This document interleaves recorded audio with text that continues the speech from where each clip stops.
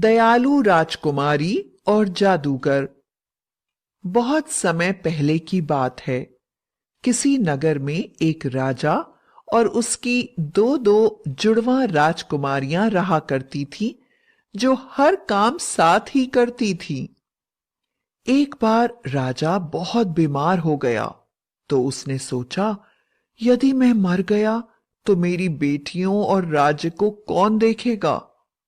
इसलिए उसने अपने प्रिय मित्र मलंग नरेश के बेटे राजकुमार अंगद से अपनी बेटियों का विवाह निश्चित कर दिया और कुछ ही दिनों बाद राजा की मृत्यु हो गई।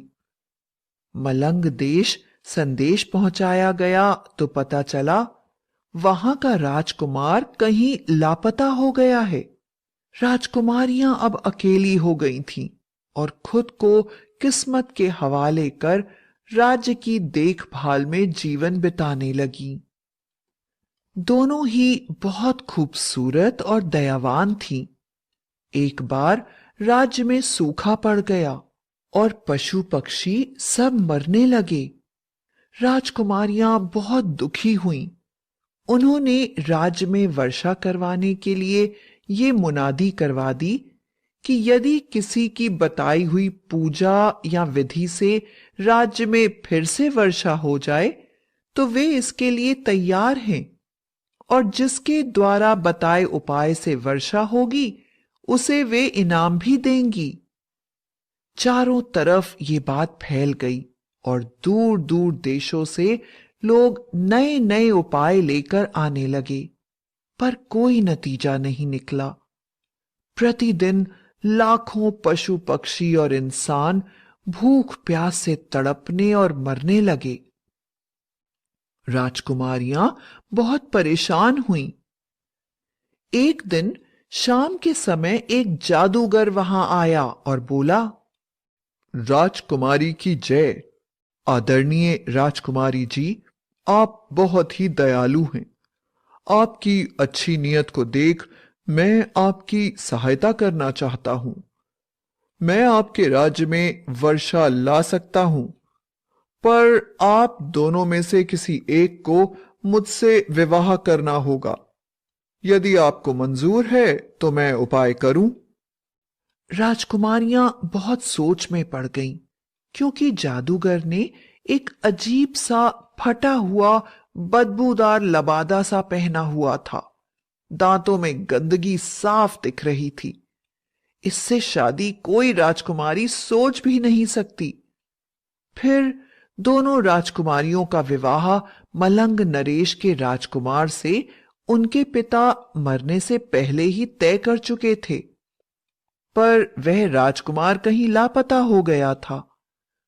राजकुमारियों ने सोचा, राजकुमार तो वैसे भी लापता है, तो क्यों ना अपना जीवन हम प्रजा के लिए कुर्बान कर दें। और जादूगर से कहा, ठीक है जादूगर, तुम हमारे राज्य में वर्षा कराकर हमारी प्रजा के दुख दूर करो। हम विवाह के लिए तैयार हैं, पर तुम्हें हम दोनों से ही विवाह करना होगा, क्योंकि हम एक दूसरे से अलग नहीं रह सकती। जादूगर मान गया और पूरी रात उसने तरह तरह की विधियों से पूजाएं की और सुबह होते होते काली काली घटाएं गिरने लगी और पौ फटते ही तेज रफ्तार से वर्षा होने लगी। सारा राज्य खुशी से झूम उठा। चारों तरफ राजकुमारी की जय, राजकुमारी की जय के उद्घोष लगे। लोग राजकुमारियों के त्याग की कहानियां सुनाने लगे और दूसरी तरफ राजकुमारियां बहुत परेशान और सहमी हुई थीं, क्योंकि उन्होंने विवाह को राज्य की खुशी के लिए मान तो लिया था, पर वो जादूगर जिसकी लंबी काली सफेद दाढ़ी और बदबूदार कपड़े थे, विवाह को मन से तैयार न थीं। पर फिर भी वो दोनों प्रजा और अपने वचन का मान रखने के लिए विवाह वेदी पर बैठ गईं और मन ही मन प्रार्थना करने लगी कि वह इस विवाह का ठीक से पालन भी कर सकें। तभी जादूगर भी वहां आ गया। उसने राजसी कपड़े पहने हुए थे, पर बाकी सब पहले जैसा ही था। गंदी लंबी दाढ़ी, काले सफेद बाल, कंधे पर जादू का झोला और चेहरे पर अजीब सी मुस्कान। लोग उसे देखकर बड़े दुखी हुए कि उनकी प्यारी राजकुमारियां उनकी वजह से इस अजीब जादूगर से शादी करने जा रही थी, और भगवान से तरह तरह की प्रार्थनाएं करने लगे। राजकुमारी के जादूगर के गले में विवाह माला डालते ही चमत्कार हुआ, और वह भयानक सा देखने वाला जादूगर एक खूबसूरत राजकुमार में बदल गया। और वो कोई और नहीं, मलंग देश का खोया हुआ राजकुमार ही था। उसने दोनों राजकुमारियों से शादी कर ली। सभी लोग बहुत खुश हुए, और राजकुमारियां भी खुशी और हैरानी से उसकी तरफ देखने लगीं।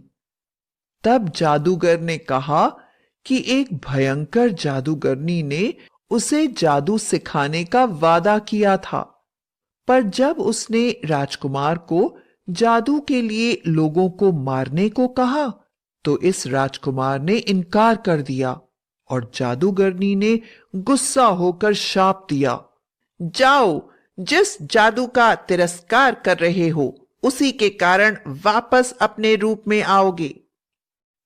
और जब मैंने आपकी मुनादी को सुना तो मैं यहां आ गया, और राजकुमारियां आराम से राजकुमार और प्रजा के साथ रहने लगीं।